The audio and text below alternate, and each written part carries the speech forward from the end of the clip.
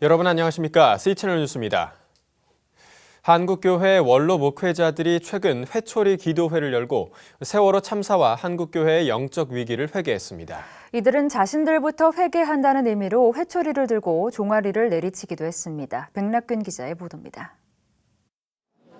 20여 명의 원로 목회자들은 오늘 세월호 사건을 비롯해 한국 사회에서 일어나고 있는 여러 문제들의 원인은 돈이면 다 된다는 물질 만능주의로 인한 폐해라고 지적하고 한국교회가 먼저 회개해야 한다고 주장했습니다.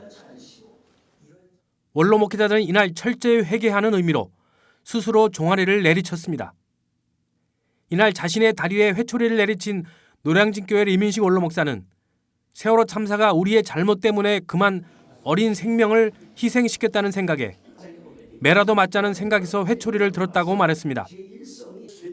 최복규 목사는 설교를 통해 우리 모두는 바울처럼 날마다 죽는 산 제사를 드려야 한다고 권면했습니다. 저와 여러분들도 우리 한번 사도 바울을 말씀을 귀를 기울이고 우리들도 한번 나를 치는, 이번에 남을 때리고 치는 게 아니라 회초리서부터 내가 먼저 맞고 나를 치는 그런 사람이 되고, 남을 죽이려고 하지 말고 내 자신이 죽는, 그것도 가끔 죽는 게 아니라 날마다 죽노라 하는. 원로 목회자들은 한국교회를 위해 통회하며 한국교회를 위해 특별 기도했습니다.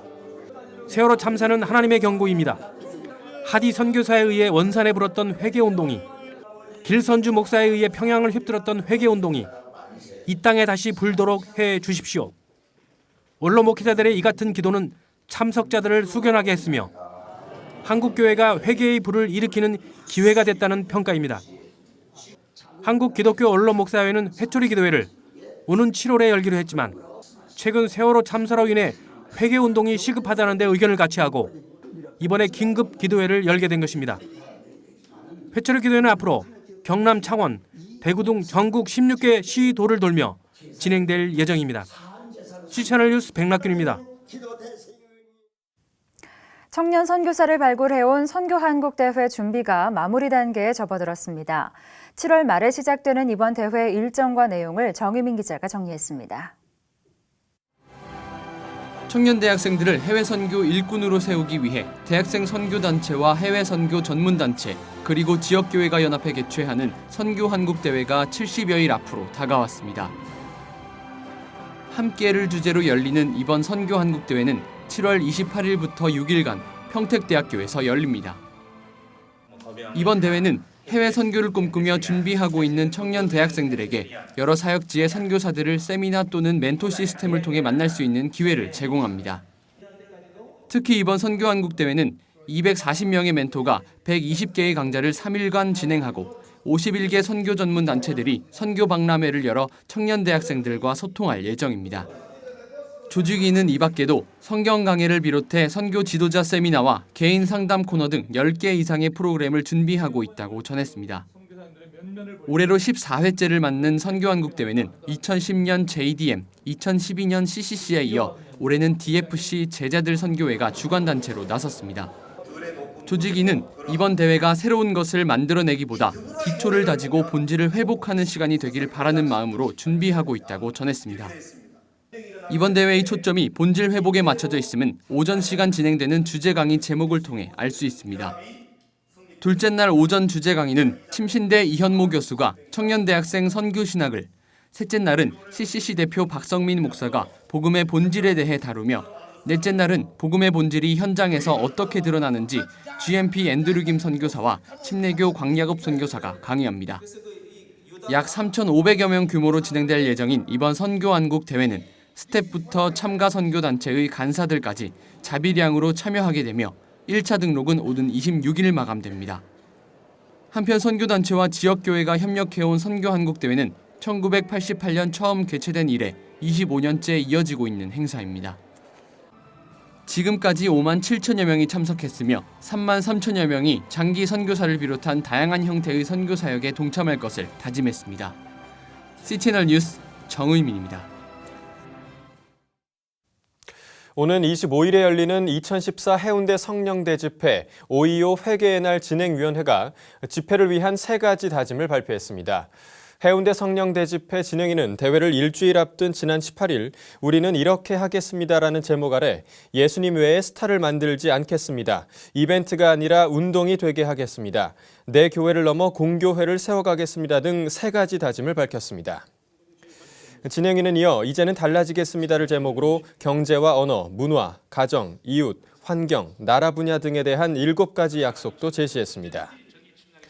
7가지 약속에는 정직함과 깨끗함, 절약 정신, 섬김의 자세, 나라 사랑 등의 내용이 포함되어 있습니다. 한편 2014 해운대 성령대 집회 5.25 회개의 날은 오는 25일 부산 해운대 백사장에서 개최되며 진행위는 오는 22일 부산 수영로 교회에서 3,000명의 자원봉사자들과 함께 준비 기도회를 진행할 예정입니다. 대한예수교장로회 백석총회와 개혁총회가 교단 통합을 선언했습니다. 예장 백석과 예장 개혁총회는 지난 16일 백석총회 본부에서 통합 선언식을 열고 지난 2개월간 교단 내 여론을 수렴해 작성한 통합 합의문에 서명했습니다. 통합된 교단의 명칭으로는 예장 백석을 사용하기로 했고 백석총회의 헌법을 따르기로 했으며 총회장과 임원은 현재 백석총회 임원이 맞지만 개혁총회의 증경총회장들과 산하노회는 그대로 인정하기로 합의한 것으로 전해졌습니다. 예장 백석총회장 장종회 목사는 이번 통합에 대해 갈라진 교회를 연합시키는 마중물이 될 것이라며 건강한 신학을 가진 교단과의 통합을 지속적으로 추진하겠다고 밝혔습니다. 한편 예장 백석총회는 지난해 9월 또 다른 예장 개혁교단과의 통합으로 소속교회가 4,200여 교회로 늘어난 바 있으며 이번 통합으로 300여 교회가 더 늘어 장로교단 중 3번째로 큰 규모의 교단이 됐습니다. 국제 비즈니스 선교 포럼 IBA가 비즈니스를 통해 복음을 전한다는 뜻의 비즈니스 애스 미션, 즉 뱀 선교를 한국에 소개하기 위한 포럼을 개최한다고 밝혔습니다. IBA는 이번 포럼이 비즈니스 세계에서 선교적 삶을 살고자 하는 직장인 또는 사업가들이 뱀 선교에 대한 이해를 돕고 동역할 수 있는 방법을 제안한다고 밝혔습니다. IBA 서울 포럼 사무총장 송동호 목사는 뱀 선교에 대해 복음의 영향력이 낮은 지역으로 비즈니스를 통해 들어가 경제적, 사회적, 영적 영향력을 끼치는 선교라 소개하며 이에 대한 필요성을 설명했습니다.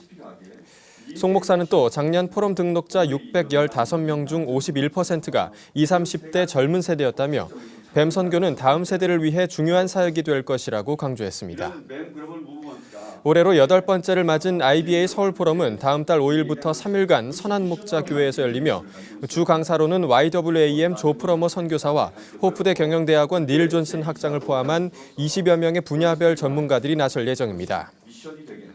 한편 IBA 포럼은 2007년 상하이 코리아 비즈니스 포럼에서 시작됐으며 뱀 사역에 관한 신학적 논의를 비롯해 사례를 공유하고 협력하는 자리로 이어지고 있습니다. 명성교회 김삼환 목사가 지난 16일 월드 글로리아 센터에서 샌프란시스코 신학대학원 명예 신학박사 학위를 받았습니다. 학위 수여식에는 목회자와 명성교회 성도 등 2천여 명이 참석했습니다. 감사 예배 후 진행된 수여식에는 제임스 맥도널드 샌프란시스코 신학대학원 총장이 감사의 말을 통해 김삼환 목사는 새벽 기도로 한국교회의 영적인 부흥을 일으켰고 한국교회 희망봉사단을 이끈 공로로 명예박사 학위를 수여하게 됐다고 전했습니다. 샌프란시스코 신학대학원 관계자들은 한국에 선교사를 보냈던 미국의 대표적인 신학대학원이 이번에 김삼환 목사에게 명예 신학박사 학위를 수여한 것은 한국교회의 위상이 그만큼 높아졌다는 것을 반증하는 것이라고 밝혔습니다. 김삼환 목사는 본인은 학위를 받을 자격이 없다며 하나님께 영광 돌리고 모든 분께 감사하다고 답사를 전했습니다. 한편 김 목사의 명예 신학박사 학위는 샌프란시스코 신학대학원 143년 역사 중 2번째며 아시아에서는 첫 번째로 수여됐습니다. 한국기독교교회협의회가 이슬람 무장단체 보코하람에 납치된 나이지리아 소녀들의 귀환 대책 마련을 요구하는 서한을 나이지리아 대통령에게 보내기로 했습니다. 교회협 양성평등위원회는 나이지리아 굴럭 조나단 대통령에게 보내는 서한에서 나이지리아 소녀들의 대량 납치 사건 소식은 더할 수 없는 충격이며 비극이 아닐 수 없다며 이는 생명을 경시한 태도이자 인간의 존엄성을 무자비하게 파괴한 범죄 행위라고 밝혔습니다. 대책 마련에 소홀했다는 비판을 받고 있는 나이지리아 정부에 대해서는 더 적극적인 대책을 마련하고 긴밀한 국제 공조를 통해 사건을 해결해야 한다고 촉구했습니다. 교회협은 또 이슬람 무장단체의 잇따른 폭력으로 고통받고 있는 나이지리아 국민들에게 공포와 슬픔, 고통을 함께 느끼고 있다며 위로의 메시지를 전했습니다. 교회협 양성평등위원회는 이러한 내용의 서한을 주한 나이지리아 대사에게 직접 전달할 계획이었지만 대사관 측의 반발로 우편을 통해 전달하기로 했습니다. 이 밖에 뉴스와 날씨를 전해드립니다.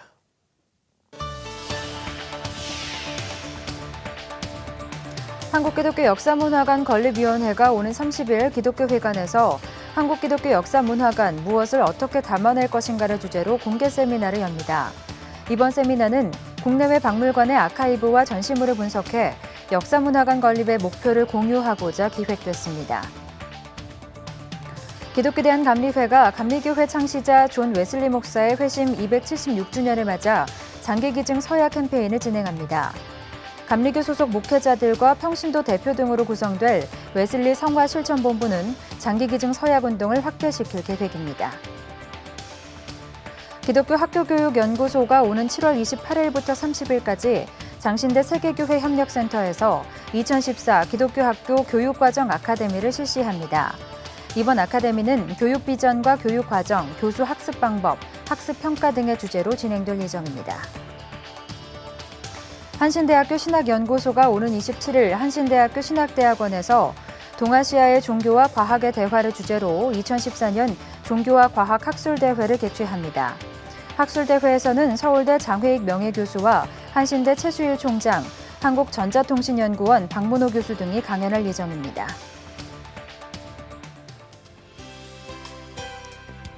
날씨입니다. 남부와 제주도에 비가 내리면서 서늘해지겠습니다.